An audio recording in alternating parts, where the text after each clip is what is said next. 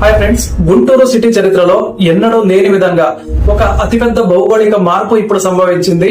ఇది కేవలం ఒక మున్సిపల్ విలీనం కాదు, గుంటూరు తలరాతను మార్చే ఒక మాస్టర్ ప్లాన్ అన్నమాట. గుంటూరు ఇప్పుడు మిలియన్ ప్లస్ సిటీగా అవతరించబోతోంది. అంటే 10 లక్షల జనాభా దాటిన మెగా సిటీల జాబితాలో చేరిపోతోంది. సో దీని వల్ల ఢిల్లీ నుంచి నేరుగా వేల కోట్ల రూపాయల సెంట్రల్ ఫండ్స్ గుంటూరు గల్లీలోకి రాబోతూ ఉన్నాయి. అవేంటో తెలుసా? ఈ వీడియోని చివరి వరకు చూడండి, ఎందుకంటే ఇందులో మీరు దాచుకున్న ప్రతి రూపాయి లాభం దాగి ఉంది. సో గత కొద్ది రోజులుగా గుంటూరు మున్సిపల్ కార్పొరేషన్ పరిధిలో ఒక ఉత్కంఠభరితమైన డ్రామా నడిచింది. ఏంటంటే కేంద్ర ప్రభుత్వం విధించిన డెడ్ లైన్ లోపు ఎలాగైనా సరే గుంటూరు జనాభాను 10 లక్షల మార్కు దాటించాలని అధికారులు ఒక మెరుపు నిర్ణయం అయితే తీసుకున్నారు. సో మొదట 11 గ్రామాలని విలీనం చేయాలనుకున్న చివరి నిమిషంలో అక్కడ ఉన్నటువంటి స్థానిక ఎమ్మెల్యేలు మరియు రాజకీయ సమీకరణాల వల్ల ఆ సంఖ్య 18కి పెరిగింది. సో ఈ 18 గ్రామాల విలీనంతో సుమారు 65,000 మంది కొత్తగా నగర పౌరులుగా మారబోతూ ఉన్నారు. ప్రస్తుతం 9.4 లక్షలుగా ఉన్న గుంటూరు జనాభా ఈ విలీనంతో 10 లక్షల మైలురాయిని దాటి మిలియన్ ప్లస్ సిటీ హోదాను దక్కించుకోనుంది. సో ఇప్పుడు ఆ 18 గ్రామాల జాబితాను ఒకసారి గమనించండి.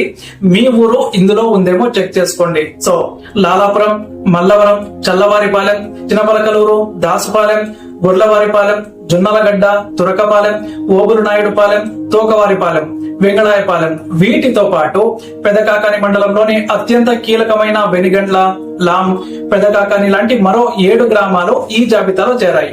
సో ఈ పేర్లు కేవలం కాగితం మీద ఊర్లు కావు, రాబోయే 5 ఏళ్లలో ఇవి రియల్ ఎస్టేట్ బంగారు గనులు అన్నట్టు. ముఖ్యమంత్రి నారా చంద్రబాబు నాయుడు గారు విజన్ ప్రకారం అమరావతి, విజయవాడ మరియు గుంటూరులను కలిపి ఒక గోల్డెన్ ట్రయాంగిల్ గా మార్చాలనేది ప్రధాన లక్ష్యం అన్నమాట. సో ఈ 3 నగరాలు కలిసి ఒకే మెగా అర్బన్ హబ్ గా మారాలి.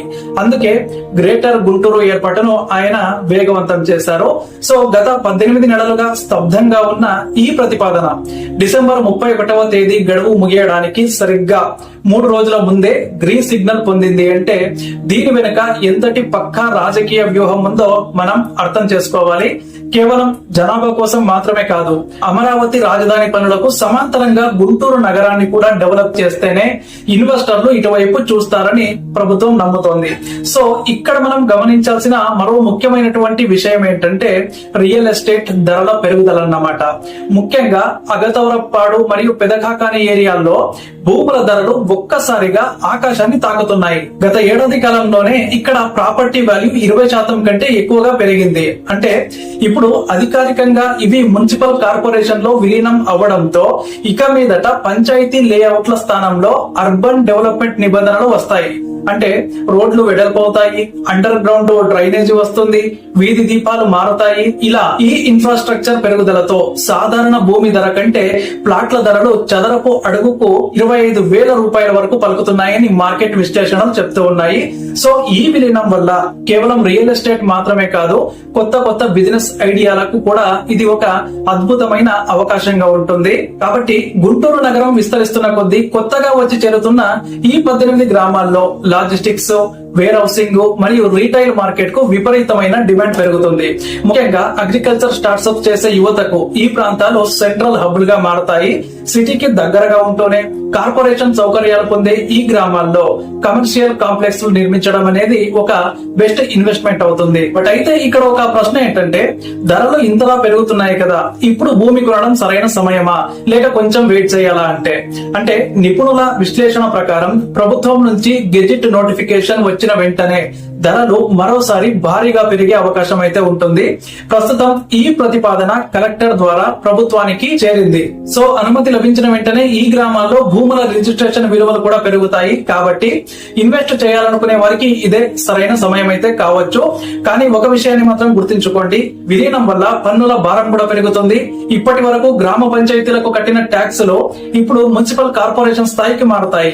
చివరగా ఒక మాట, గుంటూరు ఇప్పుడు చిన్న నగరం నగరం అయితే కాదు. 10 లక్షల జనాభాతో ప్రపంచ స్థాయి సౌకర్యాల కోసం అడుగులు వేస్తున్నటువంటి ఒక మెగా సిటీ. ఈ 18 గ్రామాల విలీనం గుంటూరు ముఖ చిత్రాన్ని మార్చేయబోతోంది. అమరావతి రాజధానిగా రూపుదిద్దుకుంటున్న తరుణంలో దాని పక్కనే ఉన్న గుంటూరు నగరంలో మీరు చేసే ప్రతి పెట్టుబడి మీ భవిష్యత్తును బంగారుమయం చేయవచ్చు. అభివృద్ధి ఒకవైపు నడుస్తుంటే ఆ మార్పును ముందే పసిగట్టిన వారే విజేతలుగా నిలుస్తారు. గుంటూరు వేస్తున్న ఈ కొత్త అడుగు మీ జీవితంలో ఎలాంటి మార్పు తీసుకురాబోతోందో ఒకసారి ఆలోచించండి. మీకు కంటెంట్ నచ్చితే వీడియోని లైక్ చేయండి, అలాగే మన ఛానల్ ను సబ్స్క్రైబ్ చేసుకొని పెట్టుకోండి.